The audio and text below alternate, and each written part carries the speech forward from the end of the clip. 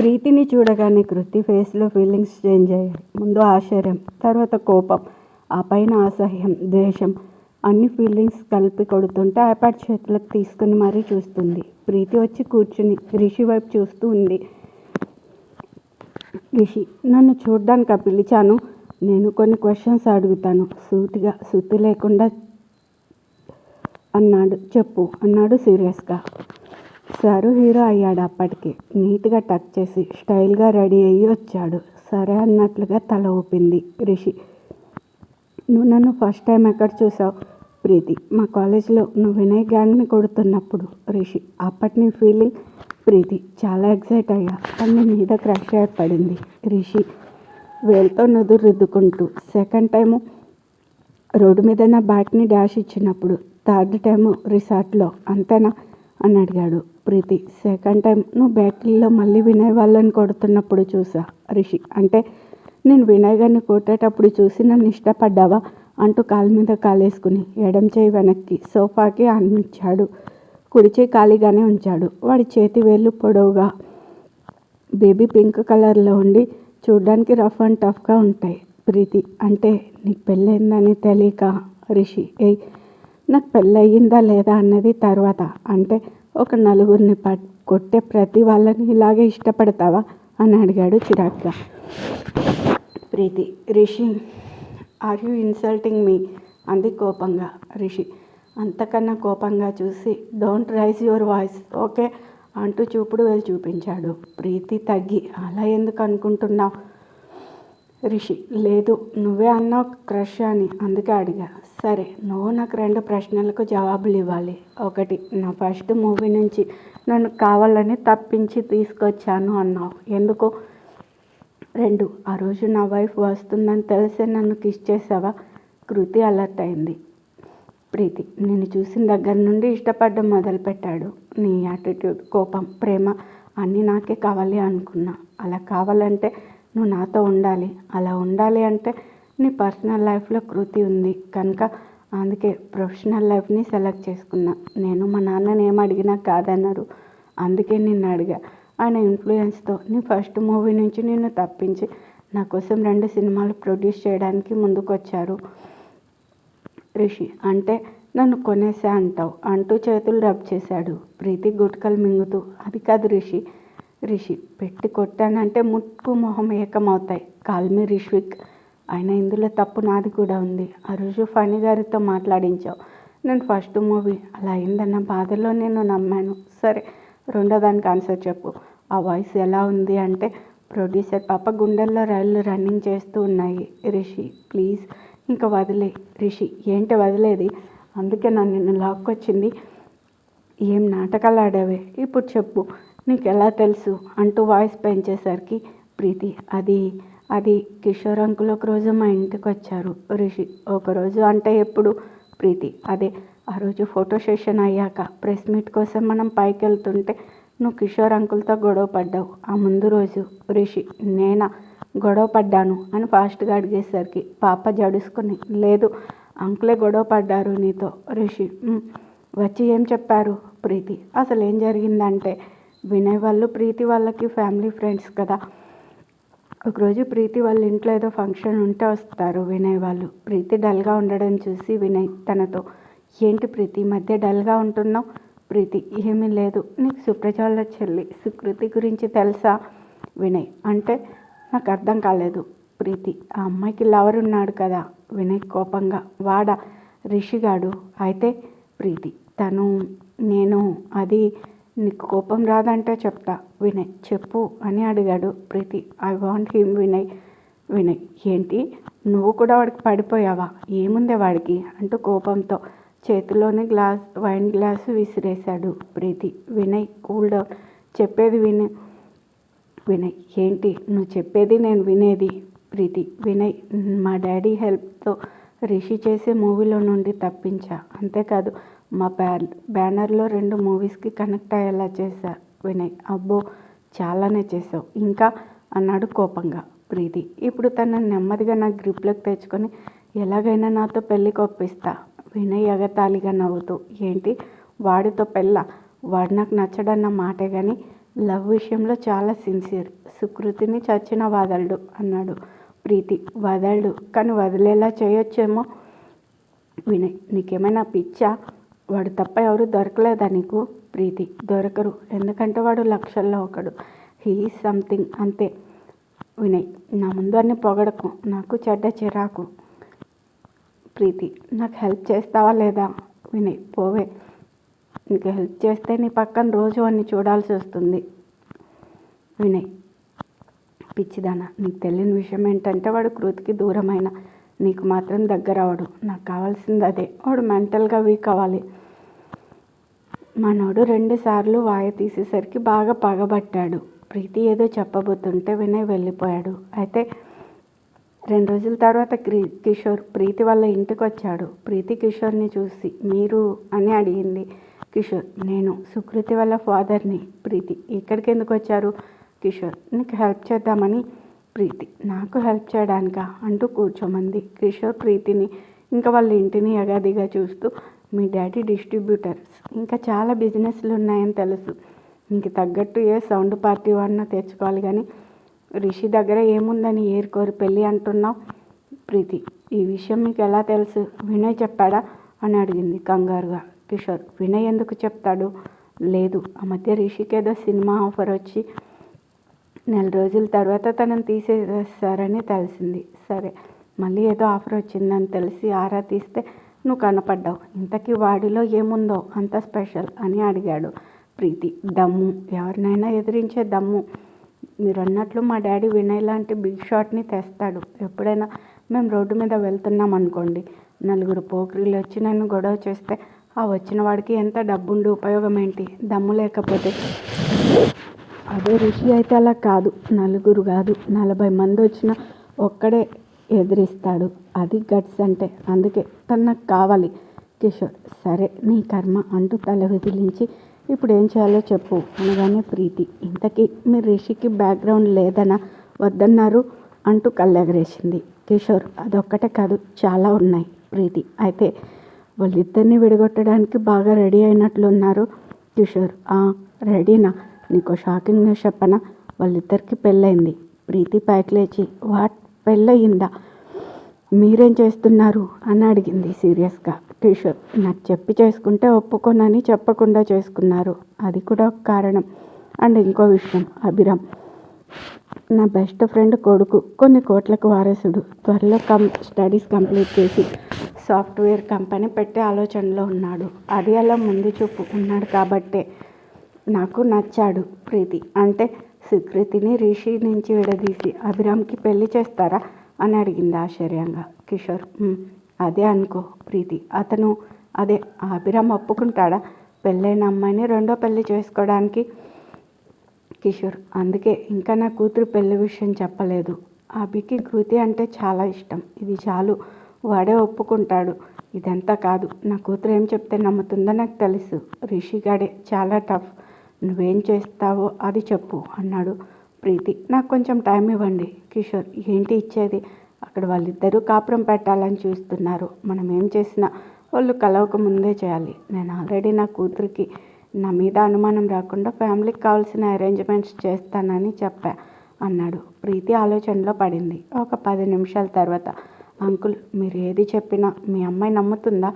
కిషోర్ మీ అమ్మాయి నేనంటే చాలా ఇష్టం, ఏది చెప్పినా నమ్ముతుంది. ప్రీతి రేపు మార్నింగ్ మా మాల్లో ఫోటోషూట్ ఉంది. రిషి వస్తాడు, మీరు వచ్చేయండి. ఏదో రకంగా గొడవ పెట్టుకోండి, ముఖ్యంగా రిషిని రెచ్చగొట్టండి. అంతే, మిమ్మల్ని 4 ఉతుకుతాడు, మీరు 40 ఉతుకుతాడని చెప్పండి. ఆ కోపంలో కృతి తప్పకుండా రిషిని కలవడానికి వస్తుంది. అదే టైంకి నేను ఏదో ఒకటి చేసి తనకు రిషి మీద అనుమానం కలిగేలా చేస్తా. ఎలా ఉంది ఐడియా అంది. కిషోర్ ఐడియా బాగుంది, కానీ జాగ్రత్త, తేడా వస్తే వాడు నీకు కూడా 4 తగిలిస్తాడు. ప్రీతి తేడా వస్తే ఎలా కవర్ చేయాలో నాకు వదిలేయండి, మీరే జాగ్రత్త అనగానే కిషోర్ సరే నాకు మీ మాల్ లొకేషన్ షేర్ చేయి, ఇంకా టైం కూడా అని వెళ్ళిపోయాడు.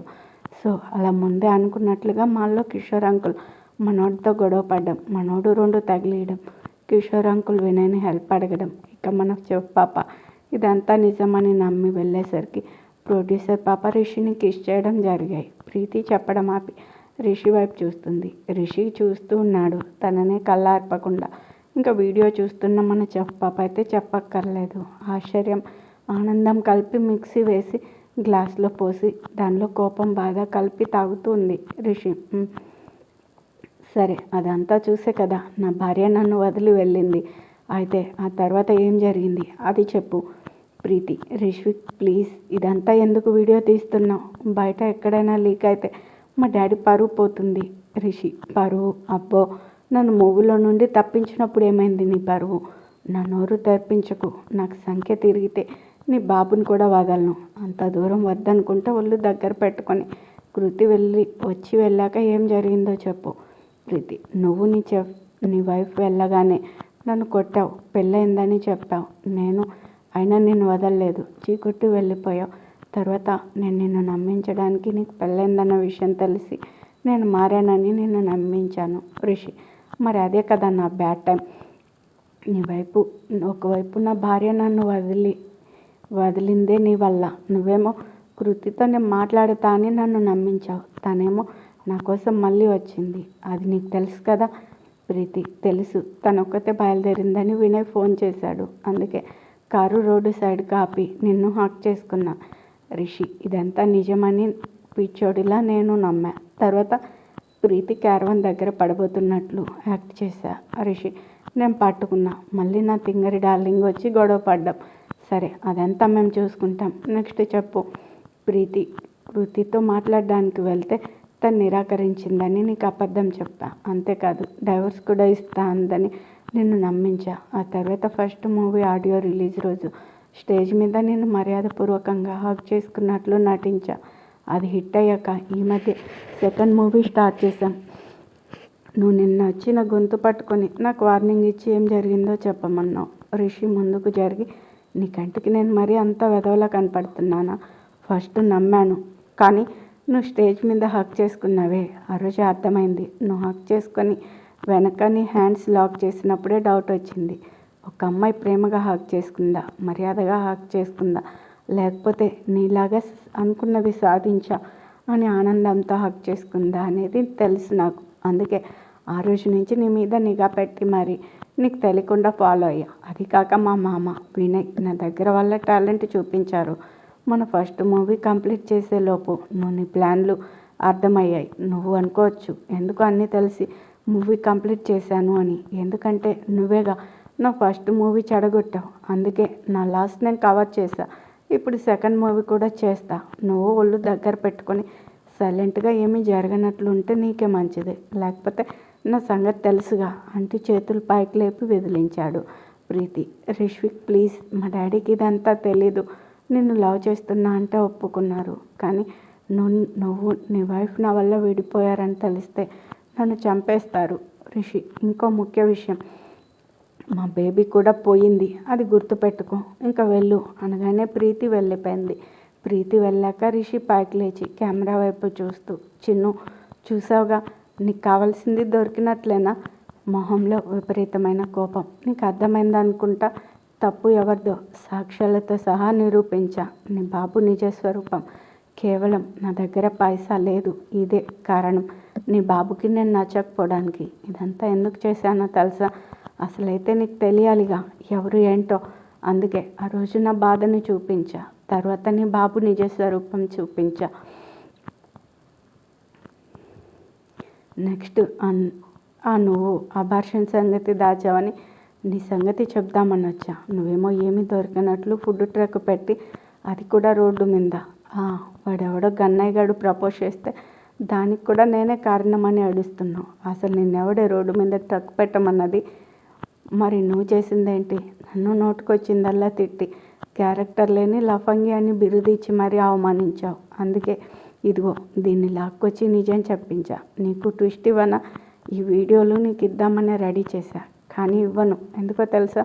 ఇవి చూసి నువ్వు నా దగ్గరికి వచ్చేస్తావు. అంటే మీ నాన్న చెప్పాడాను, నువ్వేదో చూశాను వెళ్ళిపోయావు. అసలు నేను చెప్పేది వినిపించుకున్నావా? ఇది చూసి అరే నా రిషి బంగారం, నిప్పు తొక్క, తోటకూర కట్ట అని స్లో మోషన్లో పరిగెత్తుకుంటూ వచ్చి వాటేసుకొని కళ్ళల్లో 2 ట్యాంకుల నీళ్ళతో నన్నేం చేద్దామని. సరే ఇది పంపిస్తా, వస్తావు, నీ ప్రేమకు నేను కరిగిపోతా, తర్వాత నా ప్రొఫెషన్ ఏంటి? ఒక్కో మాట వచ్చి కృతికి గట్టిగా తగులుతుంది. రేపు మళ్ళీ నేను ఎవరినో పట్టుకున్నాను, ముద్దెట్టుకున్నాను అని గొడవ పెట్టుకుంటే మళ్ళీ నేను వాళ్ళందరినీ బతిమాలి నీ ముందుకు తీసుకురావాలి. ఇలా నువ్వు అనుమానించిన ప్రతి వాళ్ళని తీసుకొస్తుంటే అప్పుడు కానీ నన్ను పిచ్చనా కొడుకు అని ట్యాగ్ వేస్తారు. అందుకే నీకు చూపించను. కానీ ఫస్ట్ వీడియోలో అడిగా వచ్చేవా అని. ఎందుకంటే అది మనం విడిపోయిన కొత్తలో తీసా కాబట్టి. ఇప్పుడు మనం విడిపోయి 4 నెలలైంది. కానీ ఇప్పుడు వద్దు, అవసరం లేదు. ఎందుకంటే ఇప్పుడు ఐ హేట్ యూ. రిషిగాడి మనసు ముక్కలు చేసిన నీకు ఇవి చూసే అర్హత లేదు. ఏంటి నీ మీద మోజు తీరిందా? అసలు ఒకటి చెప్పే. ఆ రోజు గుళ్ళో రౌడీలు తోసినప్పుడు కింద పడి ఆ చీకట్లో ఇద్దరమే ఉన్నాం. నేను ఏదైనా చేశానా? మరి అప్పుడు ఏ నమ్మకంతో రాత్రంతా నాతో ఉన్నావు? నేను నీలో మా అమ్మని చూసుకున్నా. కానీ నువ్వు ఏం చేసావు? మీ బాబు చెప్పింది అవును, ప్రీతితో ఎంజాయ్ చేస్తున్నా అన్నావు. అందుకే నీకు పంపను. వీటి ద్వారా నా ప్రేమను నిరూపించుకున్నా. నాకు ఇది చాలు. ఇవి నీకు పంపి నన్ను నిరూపించుకోవాల్సిన అవసరం లేదు. అండ్ ఫైనల్గా ఒక్కటే, ఏ రోజు అయితే నీ అంతటా నువ్వే నన్ను నమ్ముతావో ఆ రోజు చూపిస్తా అంటూ చిటికేశాడు. అంతే, 4th వీడియో కూడా అయిపోయింది. కృతి ఎలా వచ్చినా రిషితో కలిసి ఉండాలనే వచ్చింది. ఇంకా పూర్తిగా ప్రీతి సంగతి తెలియకుండానే రిషిని నమ్మింది. అంటే తన ప్రేమని వాళ్ళ నాన్న సంగతి తెలియకుండానే రిషికి మళ్ళీ దగ్గరైంది. అంటే పూర్తిగా నమ్మకం వచ్చింది. సో ఫైనల్గా తనకు రిషి ప్రేమ తెలిసింది. వీడియో చూసే అర్హత వచ్చింది. ఇప్పుడు అర్థమైందా బాబు ఎందుకు వీడియో తీసి కూడా పంపలేదో? ఇంత చూశాక కృతి పరిస్థితి ఏంటో తర్వాత చూద్దాం. నైట్ షిఫ్ట్ కంప్లీట్ అయ్యాక సుప్రజ వినయ్ ఛాంబర్లోకి వెళ్ళింది. వినయ్ తనను చూసి వాట్ సుప్పు, బాగా అలసిపోయావు, నీకెందుకు నైట్ షిఫ్ట్స్ అంటే వినవు అంటూ తనని కూర్చోబెట్టి వాటర్ బాటిల్ ఇచ్చాడు. సుప్రజ తాగి వినయ్ అంటూ పేపర్ ఇచ్చింది. వినయ్ ఏంటి లవ్ లెటరా అంటూ ఓపెన్ చేశాడు. అది చూడగానే వినయ్ ఫేస్లో ఫీలింగ్స్ చేంజ్ అయ్యాయి. వెంటనే చింపేసి రిజైనా, నీకేమైనా పిచ్చి పట్టిందా అంటూ అరిచాడు. సుప్రజ నేను చెప్పేది విను, మా చెల్లి ఇక్కడి నుంచి దూరంగా వెళ్ళిపోతుంది, రిషికి దూరంగా. వినయ్ అదేంటి, వాళ్ళిద్దరూ కలిసే ఉంటున్నారుగా. సుప్రజ ఏంటి కలిసి ఉండేది? ప్రీతి కనపడింది మా చెల్లికి, దాంతో మళ్ళీ గొడవలు, ఇక కలిసి ఉండడం కష్టమని ఫిక్స్ అయింది.